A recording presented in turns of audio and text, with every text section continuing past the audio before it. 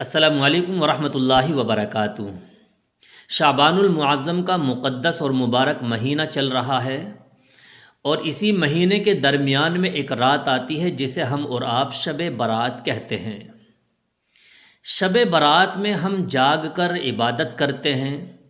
عبادت کیوں کرتے ہیں، کیوں جاگنے کا اہتمام کرتے ہیں، آج اسی مقصد کو واضح کرنے کے لیے آپ کی خدمت میں حاضر ہوا ہوں۔ دیکھیے، حضور اکرم صلی اللہ علیہ وسلم کا فرمان ہے کہ شعبان کی 15ویں رات یعنی شب برات میں سال بھر کے تمام امور کا فیصلہ کیا جاتا ہے۔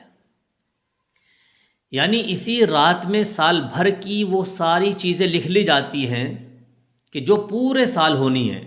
مثلا کتنے لوگ زندہ رہیں گے، کتنے لوگوں کی موت ہوگی، کس کو کتنا رزق دیا جائے گا، کس کا کتنا نقصان ہوگا، کتنا نفع ہوگا، عزت ذلت۔ غرض یہ کہ بندوں کی قسمت سے متعلق تمام امور اسی رات میں لکھ لیے جاتے ہیں۔ گویا یہ رات بجٹ والی رات ہے، فیصلے کی رات ہے۔ اس رات میں بندوں کی قسمت طے ہو جاتی ہے سال بھر کے لیے۔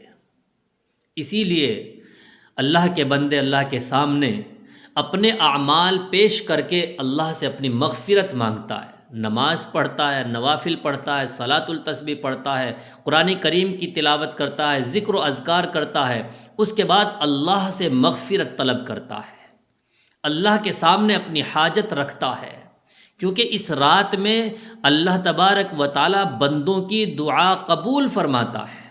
بندہ جو بھی دعا مانگتا ہے اللہ قبول فرماتا ہے۔ حدیث پاک میں آتا ہے، جس کو حضرت علی رضی اللہ عنہ روایت کرتے ہیں، کہ اس رات میں اللہ تبارک و تعالی آسمان دنیا پر نزول اجلال فرماتا ہے، سب سے نیچے والے آسمان پر آ جاتا ہے اور یہ آواز دیتا ہے کہ ہے کوئی مجھ سے مغفرت طلب کرنے والا، بخشش چاہنے والا، کہ میں اس کی بخشش کر دوں، اس کی مغفرت کر دوں۔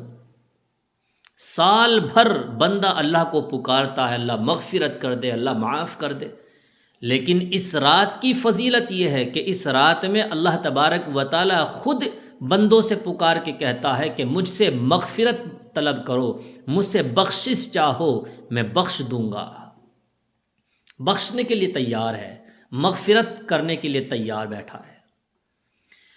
اللہ تبارک و تعالی اعلان کرتا ہے کہ ہے کوئی مجھ سے روزی لینے والا، ہے کوئی روزی کا طالب کہ میں اسے رزق دے دوں، روزی دے دوں، ہے کوئی مصیبت زدہ بیمار کہ میں اس کی بیماری کو دور کر دوں، اسے بیماری سے چھٹکارا دے دوں، اس کی مصیبت کو دور کر دوں، ہے کوئی حاجت رواں کہ جو مجھ سے اپنی حاجت طلب کرے اور میں اس کی ضرورت کو پورا کر دوں۔ اس طرح سے اللہ تبارک و تعالی پوری رات بندوں کو پکار کے یہی اعلان کرتا رہتا ہے کہ مجھ سے بخشش مانگو، مجھ سے مغفرت طلب کرو، میں بخش دوں گا، میں بخشش کے لیے تیار بیٹھا ہوں۔ مجھ سے روزی مانگو، میں رزق دینے کے لیے تیار ہوں۔ مجھ سے بیماری سے چھٹکارے کے لیے دعا مانگو، میں تمہیں بیماری سے چھٹکارا دے دوں گا۔ جو بھی تمہاری ضرورت ہے، حاجت ہے، آج کی رات میں تمہاری ساری حاجتوں کو پورا کرنے والا ہوں۔ اتنی مبارک رات میں بھی اگر ہم عبادت کر کے اللہ سے اپنی ضرورت کو نہ رکھیں، اللہ سے اپنی مغفرت طلب نہ کرائیں، تو یہ ہمارے لیے بڑی بدقسمتی کی بات ہوگی۔ حضرت علی رضی اللہ عنہ نے فرمایا کہ شعبان کی رات میں قیام کرو، یعنی شب برات میں جاگو، عبادت کرو، اور پھر اگلے دن روزہ رکھو۔ یعنی رات بھر آپ جاگیں گے، عبادت کریں گے، اللہ سے مغفرت طلب کریں گے، اور پھر اگلے دن سحری کر کے روزہ رکھنا ہے۔ یہ مستحب عمل ہے۔ کتنے خوش نصیب ہیں وہ لوگ جو ایسے موقعوں کی تلاش میں رہتے ہیں، اور ایسا موقع آنے کے بعد اس کو قدر غنیمت سمجھتے ہوئے اللہ کے حضور حاضر ہو کر کے اللہ سے مغفرت طلب کرتے ہیں، اللہ کو راضی کرتے ہیں، اللہ کو مناتے ہیں۔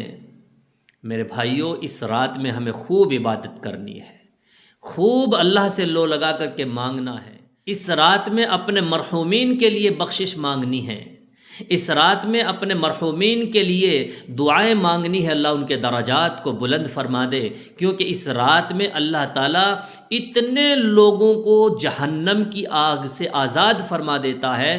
حدیث پاک میں آتا ہے کہ بنو قلب ایک قبیلہ تھا جو سب سے زیادہ بکریاں پالتا تھا، بہت زیادہ ان کے پاس بھیڑ اور بکریاں ہوتی تھی۔ یہ مثال دے کر کے یہ سمجھایا کہ جس طرح سے بنی قلب کی بکریاں بہت زیادہ ہیں، ان بکریوں کے بالوں کی تعداد سے بھی زیادہ اس رات میں اللہ تبارک و تعالی جہنمیوں کو جہنم سے بری فرما دیتا ہے۔ اتنی فضیلت والی رات ہے، بخشش والی رات ہے، مغفرت والی رات ہے۔ اپنے مرحومین کے لیے مغفرت مانگے، بخشش مانگے، ان کے درجات کے لیے اللہ سے دعا مانگے۔ اللہ تبارک و تعالی ہم سب کو عمل کی توفیق عطا فرمائے۔ دعاؤں میں یاد رکھیے۔ السلام علیکم ورحمۃ اللہ وبرکاتہ۔